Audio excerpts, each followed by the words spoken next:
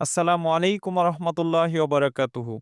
মানবতার শ্রেষ্ঠ পথ প্রদর্শক আমাদের প্রিয় নবী হজরত মুহাম্মদ মুস্তফা সাল্লাল্লাহু আলাইহি ওয়াসাল্লাম এর জীবন হলো সত্য, ন্যায়, দয়া ও করুণার এক উজ্জ্বল দৃষ্টান্ত। তার জীবন দর্শন থেকে শিক্ষা নেওয়া আমাদের জন্য যেমন অপরিহার্য, তেমনি সেটি হলো সফলতার প্রকৃত চাবিকাঠি। আলহামদুলিল্লাহ, আজ জামিয়া ইসলামিয়া দারুস সুন্নাহ মাদ্রাসায় অনুষ্ঠিত হয়েছে সাপ্তাহিক জলসা এবং ঈদে মিলাদুন্নবী সাল্লাল্লাহু আলাইহি ওয়াসাল্লাম উপলক্ষে বিশেষ মাহফিল। অনুষ্ঠানের শুরুতে পবিত্র কুরআন তেলাওয়াতের মাধ্যমে উচ্চারিত হয়েছে আল্লাহর বাণী। বিসমিল্লাহির রহমানির রহিম।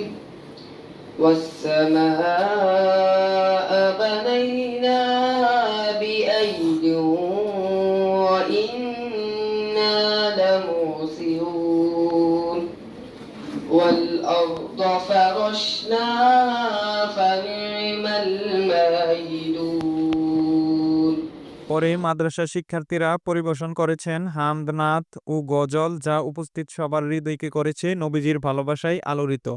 প্রিয় দর্শক, একজন মানুষের জীবনে সবচেয়ে বড় সৌভাগ্য হলো যখন সে প্রজ্ঞাময় দিক নির্দেশনা লাভ করে। এবার আমরা সেই মূল্যবান দিক নির্দেশনা শোনার জন্য মনোযোগ নিবদ্ধ করব মাদ্রাসার সম্মানিত অধ্যক্ষের মহামূল্যবান বক্তব্যের দিকে।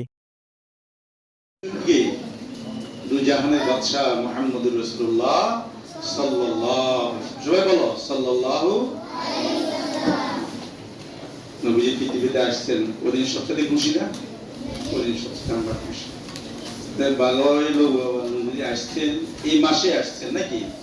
এই পুরো মাসটাই আমরা কি করব? 12ই রবিউল আউয়ালের যে উদযাপন, এই জুলুস, এটা পুরো মাসে করব না নাকি? শুধু একদিন না, পুরো মাসে আমরা এই মাসে নবীজি আসছেন।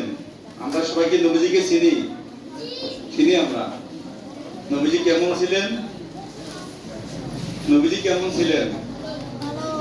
আম্মা জান আয়েশা সিদ্দিকা জিজ্ঞাসা করছিল যে আমার নবীজির চরিত্র কেমন। আম্মা জান বলছে কি, খুলুকুহুল কুরআন, নবীজির চরিত্র হচ্ছে কোরআন। সুবহানাল্লাহ। কোরআনের বাস্তব যদি দেখতে চাও, আমার নবীজিকে দেখো, উনি হচ্ছে কোরআন। যাকে সৃষ্টি না করলে আমরা সৃষ্টি হইতাম সৃষ্টি, মা পাইতাম, আব্বা পাইতাম, কিছু পাইতাম, কিচ্ছু, পৃথিবীতে আসতাম, পৃথিবী সৃষ্টি হতো।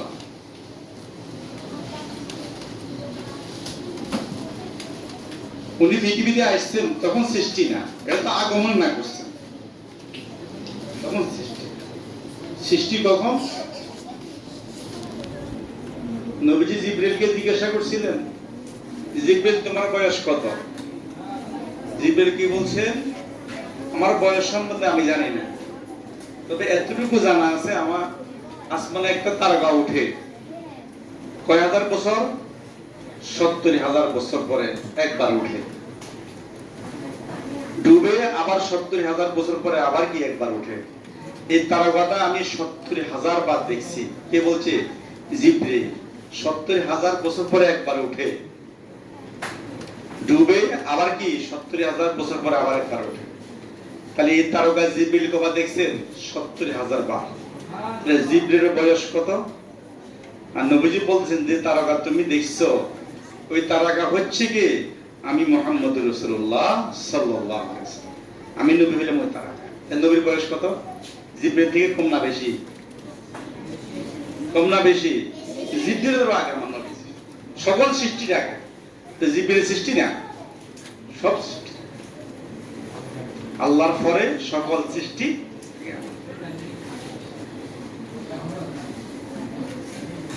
নবীজির আগমন উপলক্ষে আমাদের আজকের আলোচনা নাকি? আমার নবীজি আসছেন অন্য মানুষের মতো না নাকি? অভিনব কায়দা পৃথিবীতে আসছেন আমার নবীজি। আমাদের মাদের থেকে যে আমরা পৃথিবীতে আসছি, ওই আশা নবীজির আশা কি একরকম নেই? একরকম। আমরা সবাই মায়ের পেট থেকে আসছি না? আমি আসছি না? আমাদের হুজুর আসছে না? আমরা সবাই আসছি না? মায়ের পেট থেকে আসছি না? আমরা আসছি। নবীর আশা আর আমাদের আশা কি একরকম? একরকম? আমরা যে পৃথিবীতে আসছি ওনার আমার মা বক্তব্য থেকে আমরা উপলব্ধি করি নবীজির আদর্শই হলো মানবতার মুক্তির পথ। তার চরিত্র অনুকরণেই নিহিত আছে দুনিয়া ও আখিরাতের সফলতা। অধ্যক্ষ সাহেবের মূল্যবান বক্তব্যের পর শিক্ষার্থীদের উদ্দেশ্যে আলোচনা করেন মাদ্রাসার প্রতিষ্ঠাতা মহোদয়। তিনি তার বক্তব্যে শিক্ষার্থীদের সামনে সাধারণ গানভিত্তিক নানা বিষয়ে আলোকপাত করেন। তিনি শিশুদের জিজ্ঞাসা করেন বিভিন্ন দেশের রাজধানীর নাম এবং সুন্দরভাবে বোঝান শিক্ষার মূল লক্ষ্য হলো শুধু ধর্মীয় জ্ঞান অর্জন নয়, বরং পার্থিব জ্ঞানেও সমানভাবে সমৃদ্ধ হওয়া। তিনি শিক্ষার্থীদের স্মরণ করিয়ে দেন যে পৃথিবীর মানচিত্র জানলে দৃষ্টিভঙ্গি প্রসারিত হয়, আর বৈচিত্র্যময় সংস্কৃতির সঙ্গে পরিচিত হলে ইসলামী সংস্কৃতির মাহাত্ম্য স্পষ্ট হয়ে ওঠে। এছাড়াও তিনি ইসলামী দেশগুলোর সংস্কৃতি, ইতিহাস ও ঐতিহ্য নিয়ে আলোচনা করেন। আছে হিন্দু, খ্রিস্টান, বৌদ্ধ। এমন একটা মুসলমান দেশ আছে যে দেশের মুসলমান হইল 100%। সে দেশটার নাম হলো ইন্দোনেশিয়া। সে দেশটার নাম রাজধানীর নাম হলো জাকার্তা। রাজধানীর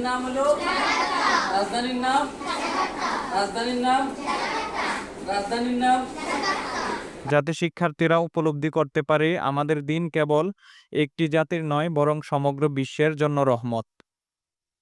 প্রিয় দর্শক, আজকের এই মাহফিল আমাদের মনে করিয়ে দেয় একজন মুসলমানের প্রকৃত সম্পদ হলো ঈমান, প্রকৃত শক্তি হলো দ্বীন, আর প্রকৃত সফলতা হলো আল্লাহ ও তার রাসূলের নির্দেশ অনুযায়ী জীবন গঠন করা। আসুন আমরা প্রত্যেকে নবীজির জীবন দর্শনকে হৃদয়ে ধারণ করি, নবীজি সাল্লাল্লাহু আলাইহি সাল্লামের চরিত্রকে আদর্শ হিসেবে গ্রহণ করি এবং আমাদের জীবনকে কোরআন ও সুন্নাহর আলোকে সাজিয়ে তোলার দৃঢ় অঙ্গীকার করি। আমরা দোয়া করি আল্লাহ তাআলা যেন আমাদের মাদ্রাসা জামিয়া ইসলামিয়া দারুস সুন্নাহকে আরো উন্নতি ও কল্যাণের পথে অগ্রসর করেন, এখানে অধ্যয়নরত ছাত্রদেরকে দ্বীনের খেদমতে কবুল করেন এবং আমাদের সবাইকে নবীজি সাল্লাল্লাহু আলাইহি ওয়াসাল্লামের প্রকৃত অনুসারী হিসেবে গড়ে তোলেন। অবশেষে দোয়া ও মোনাজাতের মাধ্যমে আজকের এই সাপ্তাহিক জলসা এবং পবিত্র ঈদে মিলাদুন্নবী সাল্লাল্লাহু আলাইহি ওয়াসাল্লাম উপলক্ষে আয়োজন সমাপ্ত হয়। ওয়া আখিরি দাওয়ানা আনিল হামদুলিল্লাহি রাব্বিল আলামিন।